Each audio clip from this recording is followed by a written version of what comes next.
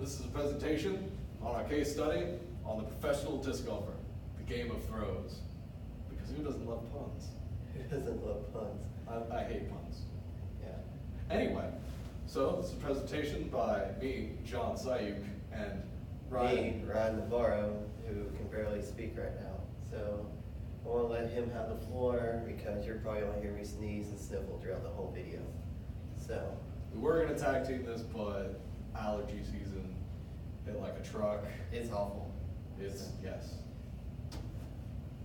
Anyway, so our patient intro, he's a male, 29 years old. He's a professional disc golf player. He was involved in a car accident that separated and dislocated his shoulder. So patient, before the accident, was very active, exercised at least 4 days a week, moderate training, so very fit. So his shoulder has been repositioned. That's going to be in a sling for the next couple of weeks. So our main job is going to be getting his range of motion back and making sure he doesn't lose any potential strength. Also make sure he doesn't lose any of his throwing skill over the course of the rehabilitation, since it's going to be immobile most of the time. And other part of it is once he gets in season, everything like that, his job is going to be having to move around a lot. So that's just general sports stuff though, so we'll get into that later. So his injury specifically was a stage 2 acromioclavicular joint separation. So his AC ligament was torn, but the other ligaments of the shoulder were thankfully unharmed. He also suffered a total shoulder dislocation and some minor cartilage tearing in his shoulder. So we'll have to take care of those in a second as well. Just general sports description, disc golf, for those of you who may not know, is a game where you throw a specialized disc into this basket. So main purpose is just to get it in here. So similar to golf, there's a par system, lowest score wins, things like that. So if you know how golf works, it's not that hard to pick up. 3 most commonly used throws are backhand, which is your general frisbee throw; forehand, which is a sidearm throw mainly meant for specific turns and finesse; and overhand, which is meant for power or going over high terrain like a hill or a short tree. Professionals are basically always in season because tournaments are held everywhere, constantly, all over the country and the world at large. Our professional just stays in the States though, so we don't have to worry about him going abroad or anything. There is a season-esque thing that goes along with the disc golf in that major tournaments are held at relatively regular intervals from the late spring to early fall, with the championship being held in late October. So our goal is going to be to, kind of work his way through it and then leading up to it. So muscle actions involved, like we said, it's disc golf, so you're mainly throwing. So a lot of it is your shoulder, so shoulder flexion, extension, abduction, things like that, as well as the elbow and wrist for more, micro movements and help you physically work the disc. Can also include some leg movement and some back motion and trunk rotation, stuff like that for general, whenever you're throwing, the rest of your body's moving as well, so you kind of want to lead into it. And the main muscles include the deltoids for the shoulder, triceps and biceps for the arm, various wrist muscles that, minute movements, and the back extensions and obliques for the trunk rotation. So our patient's goals are, like we said, increase his range of motion back up to the level that he requires, because kind of hard to throw a disc if you can't move your shoulder. Ensure that he doesn't lose any muscle strength. He's not really worried about increasing his muscle strength past what it is. In fact, it's actually better if he tries to keep it as uniform as possible throughout the season, just because trying to drastically change your strength will actually change how you throw, and that's really not what you want in disc golf. So it's mainly Sport based on technique efficiency. sport. Yeah, it's more of a muscle memory than it is actually power. Because being able to throw an extra 10 feet versus being able to throw it where you want it is, one of those is more fun than the others. He also wants to make sure throughout this entire thing that his technique and his muscle memory aren't damaged, because if he's gonna be in a sling for a couple weeks, and he's gonna have problems with the shoulder, so we wanna make sure that he keeps as much of that as he can.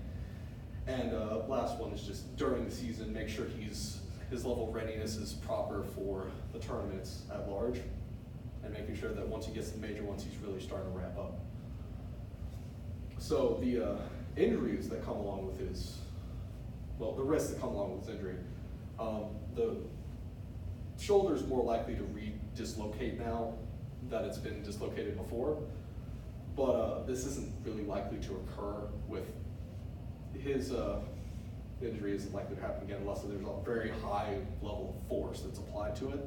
So we're not too worried about that for disc golf at least, because you're not really, it's not like you're getting tackled or anything. There's an increased probability of the ligaments re-tearing as well, because it's been torn, it's going to be a little bit weaker. Tendonitis is also possible with this kind of sport, similar to a baseball pitcher. If you're constantly throwing, using your shoulder all day, there's a chance you might overwork it. So we want to be very careful we don't do that during rehabilitation. And the cartilage scraping is probably the only one that's going to be potentially long-term in scope, because with cartilage loss comes inflammation, pain, and stiffness, which can actually become a problem later. So a couple months from now, he might not feel the dislocation and ligament tear as much, but if he starts feeling any stiffness, pain, or inflammation, or he feels his shoulder sticking, then he's going to have to contact someone, try to get them immediately, so that it doesn't lead to something worse, like frozen shoulder or something. So like we said, don't overwork the shoulder long term. And general advice, probably try to avoid any full contact activities like football or something, and try to avoid exercises where there would be a lot of force applied to his shoulder, just to make sure he doesn't re-injure it.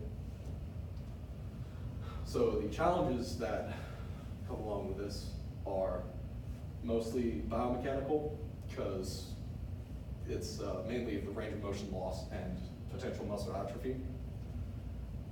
There could also be some neurocontrol problems, because he's kind of having to try to relearn his shoulder while its range of motion is reduced.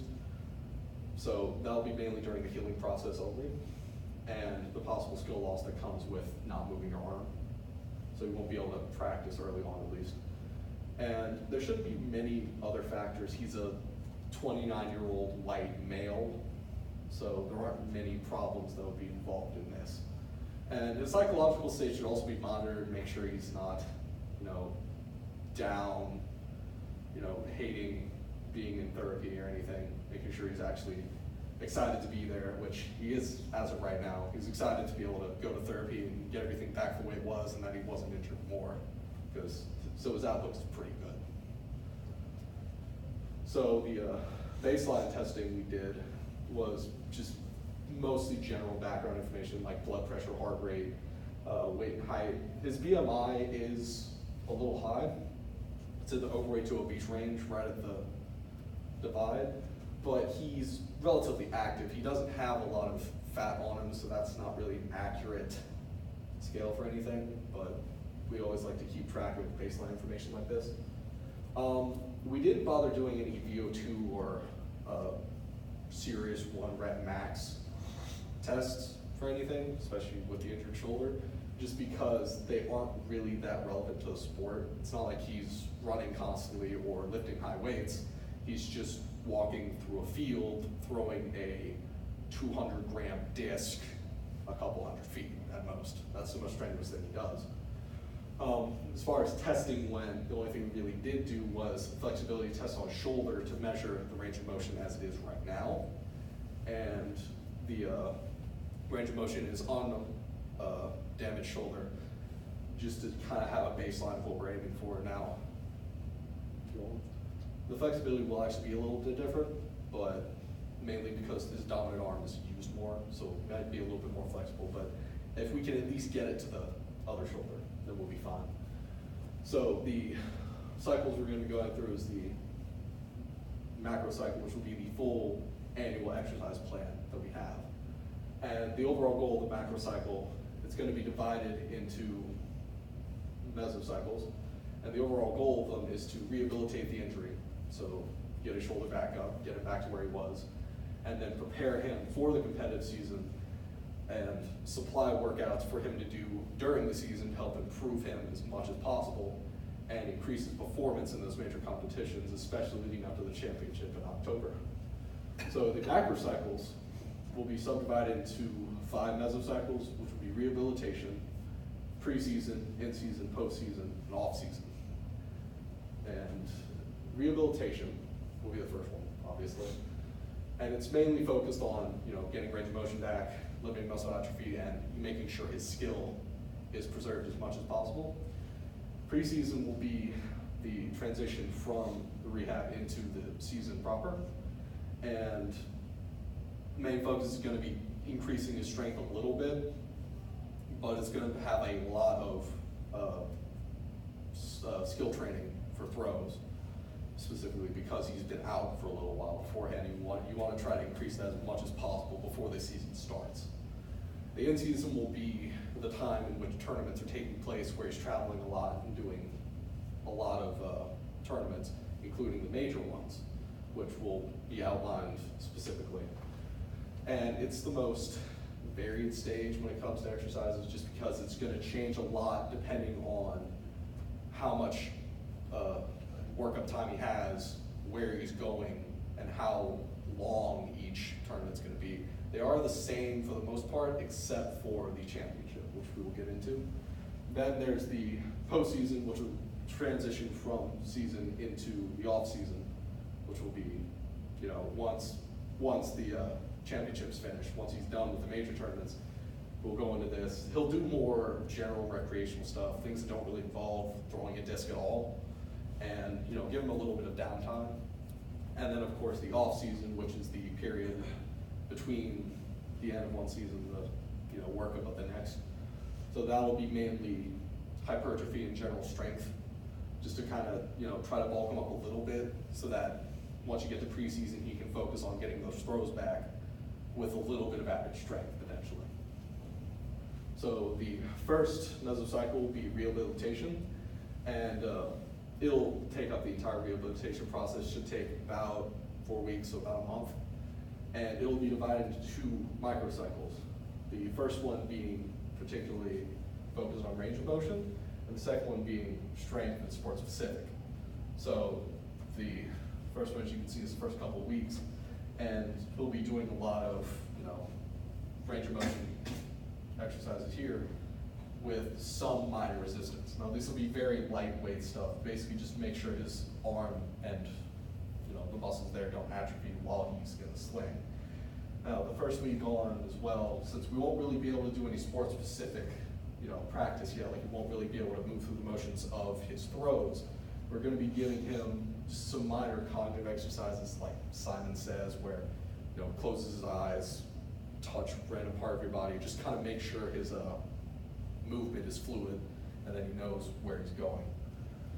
So once we've gone through the first microcycle, his range of motion should be, if not fully back, almost, which is why we have some minor range of motion, just to make sure absolutely that it's the way it should be. At that point, we're going to be transitioning into more heavyweight exercises to make sure those muscles are put back up. Instead of just making sure they don't lose that much, we're going to be working them back. He's also going to start doing more practice for his sport. So he'll be going through the motions of the throws, first without a disc, then with.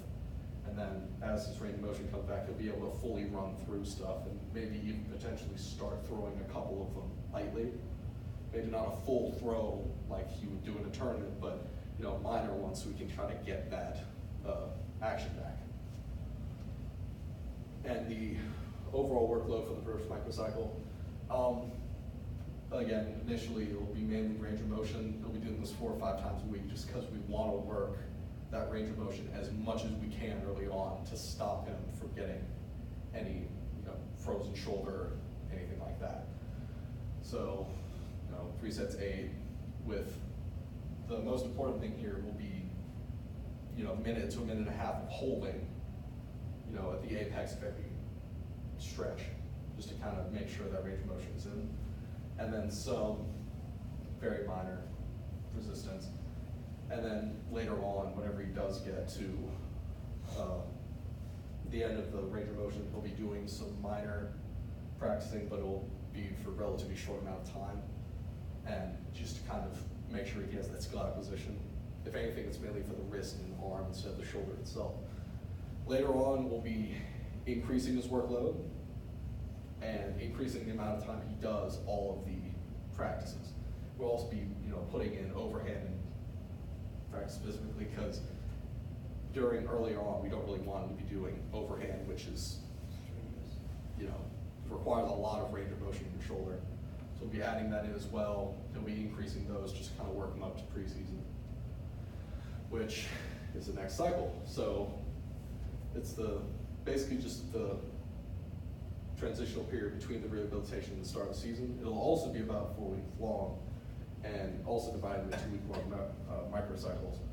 So the first microcycle, the first couple of weeks will be general preparation. This will mainly be just general strength training, making sure that arm is where he had it before, and trying to get more into the sport-specific exercises he does.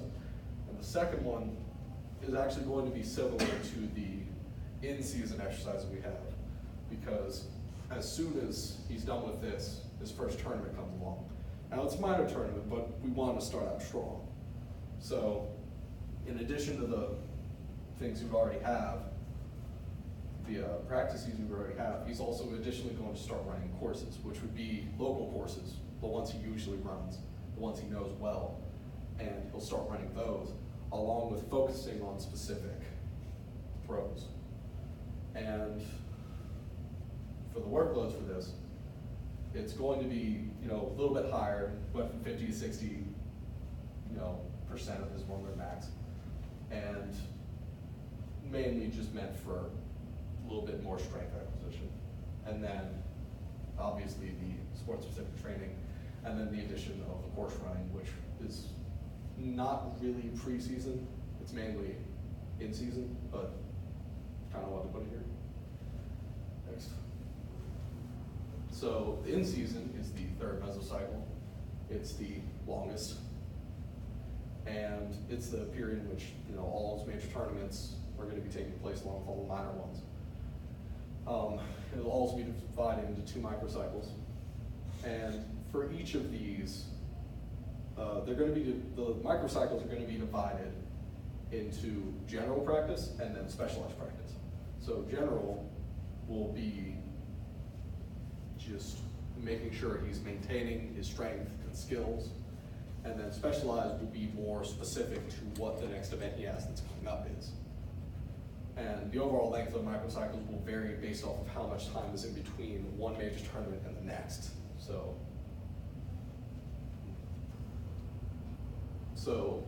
the first, yes, this will be the first tournament.